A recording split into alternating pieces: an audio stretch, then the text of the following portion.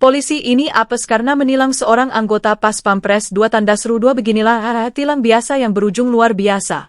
Hari itu, cuaca diserang cerah seperti biasa. Jalan protokol kota tampak lengang saat Bribka Andika Prasetyo berdiri di bawah terik matahari, mengenakan seragam coklat kebanggaan Polri. Ia tidak tahu bahwa hari itu akan mengubah seluruh hidupnya. Sekitar pukul 9.15 WIB, sebuah mobil hitam berplat dinas melaju kencang, melanggar marka dan menerobos lampu merah. Sebagai petugas yang bertugas di pos Simpang Alun-Alun, Bribka Andika menghentikan kendaraan tersebut. Tanpa basa-basi, ia meminta surat-surat kendaraan dari pengemudi. Namun, penumpang di kursi belakang tiba-tiba membuka kaca dan dengan nada tinggi berkata, "Tahu nggak kamu siapa saya? Saya Pas Pampres."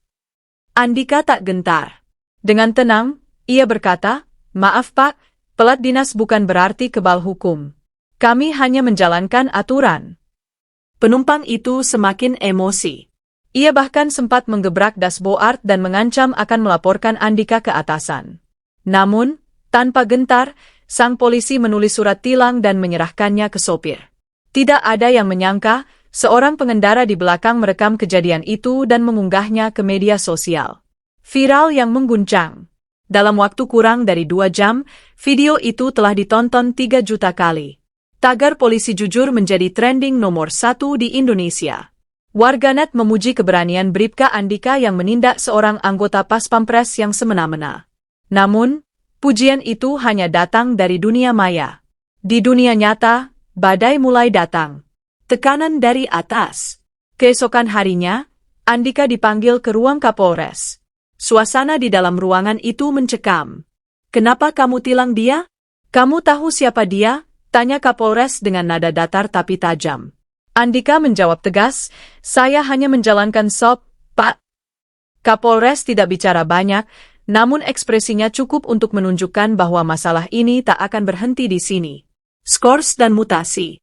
2 hari kemudian, Bribka Andika menerima surat resmi dari Propam. Ia dikenakan skors selama 2 minggu dan dipindahkan ke bagian administrasi di kantor Polsek terpencil di wilayah Pandeglang. Tak hanya itu, ia juga menerima surat teguran atas nama institusi karena dianggap menimbulkan kegaduhan publik. Media sosial kembali meledak. Kali ini dengan kemarahan. "Polisi jujur malah dihukum," tulis seorang warganet. Dukungan mengalir deras. Meski tertekan, Andika tidak sendiri. Mahasiswa hukum dari berbagai universitas, tokoh publik, mantan jenderal purnawirawan, dan bahkan aktivis HAM turun tangan. Petisi online dikumpulkan. Dalam waktu 48 jam, lebih dari 500.000 tanda tangan berhasil dikumpulkan. Talk show dan podcast mulai membahas kasus ini.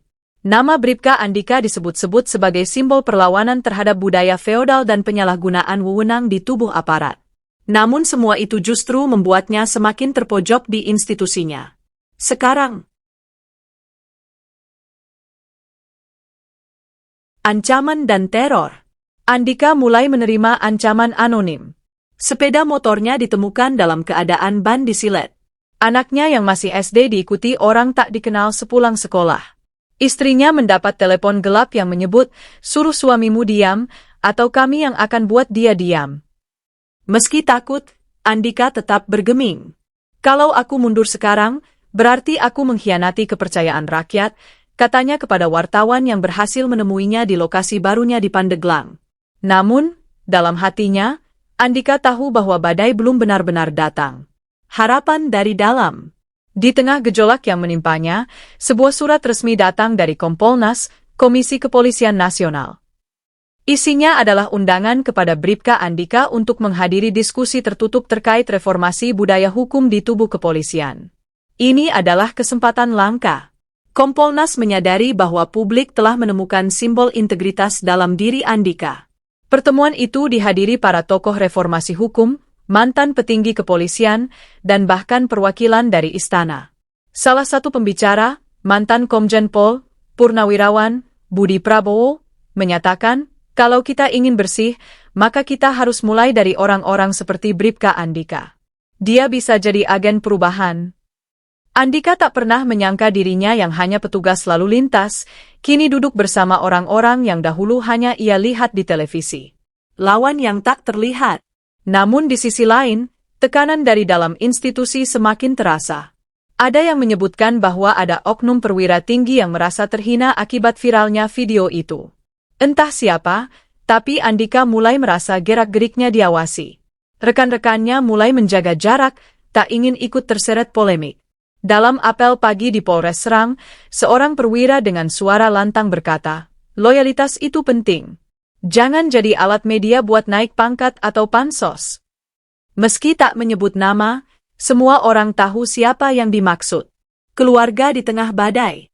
Istri Andika, Sinta, juga mulai merasakan dampaknya. Ia yang bekerja sebagai guru TK mulai mendapat sindiran halus dari orang tua murid. Anak mereka, Riko, murung dan kerap bertanya, "Ayah kenapa sering dibicarain di TV?" Andika mencoba menjadi suami dan ayah yang kuat. Tapi dalam diamnya, ia sering menangis sendirian di kamar. "Mungkin aku salah karena terlalu tegak berdiri di tengah badai," gumamnya. Namun Sinta memeluknya, "Justru karena kamu berdiri, kami bangga. Kalau kamu menyerah, kami yang akan jatuh." Penyidik dalam bayangan. Sebuah laporan anonim tiba di Divpropam Mabes Polri. Isinya menuduh Andika menerima suap dari pengendara mobil lain yang ia biarkan lewat tanpa diperiksa. Investigasi internal pun dimulai. Andika merasa dijebak. CCTV dari lokasi kejadian tiba-tiba menghilang dan rekaman bodycam-nya rusak. Namun, rekan jurnalis yang dulu meliput videonya turun tangan. Mereka mengumpulkan bukti, termasuk video dari warga yang merekam keseluruhan kejadian. Semuanya menunjukkan bahwa Andika tidak menerima suap dan tuduhan itu tidak berdasar. Titik balik. Dengan bukti yang dikumpulkan media dan desakan publik yang terus menguat, Mabes Polri mengumumkan bahwa Bribka Andika bebas dari segala tuduhan.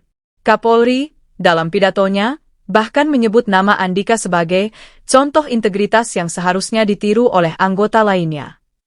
Ucapan itu disambut riuh tepuk tangan. Nama Andika menjadi simbol semangat baru. Tak lama setelah itu, ia dipanggil ke Istana Negara. Presiden sendiri menyalaminya dan berkata, "Terima kasih telah membuat saya bangga pada seragam itu." Andika hanya bisa menunduk, matanya berkaca-kaca. Kenaikan pangkat dan panggilan tugas baru. Sebulan setelah kejadian itu, Bribka Andika resmi mendapatkan kenaikan pangkat luar biasa menjadi Aibda. Tak hanya itu, ia juga dipindahkan ke Divisi Humas Polri untuk membantu kampanye reformasi budaya kepolisian. Tugasnya kini bukan hanya di jalan raya, tapi di ruang-ruang diskusi, seminar, dan pelatihan, mendorong polisi-polisi muda untuk berani berkata benar meski di bawah tekanan. Suara dari rakyat. Survei yang dilakukan oleh lembaga independen menunjukkan bahwa kepercayaan publik terhadap Polri meningkat 7% sejak kasus Andika mencuat.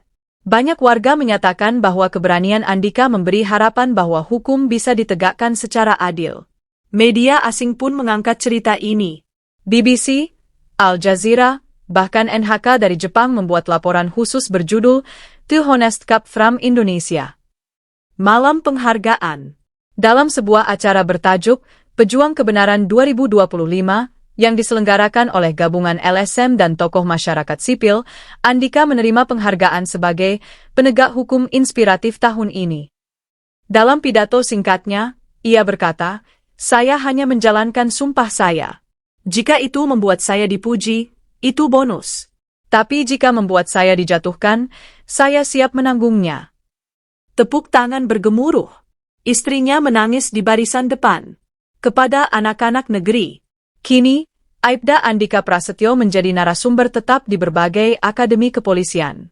Ia menulis buku berjudul Berani Menilang, Berani Bertanggung Jawab yang menjadi bacaan wajib di SPN, Sekolah Polisi Negara. Dalam penutup bukunya, ia menulis, "Jika kamu memakai seragam ini hanya untuk aman, maka kamu salah tempat. Tapi jika kamu memakainya untuk menjaga kebenaran, meski harus berdarah, selamat datang, saudaraku." Dan di suatu sore yang tenang, saat ia duduk di beranda rumah dinasnya di Jakarta Selatan, putranya Riko datang dan berkata, "Yah, aku mau jadi polisi, tapi yang kayak ayah." Andika tersenyum. Hatinya tenang. Badai telah berlalu. Tamat.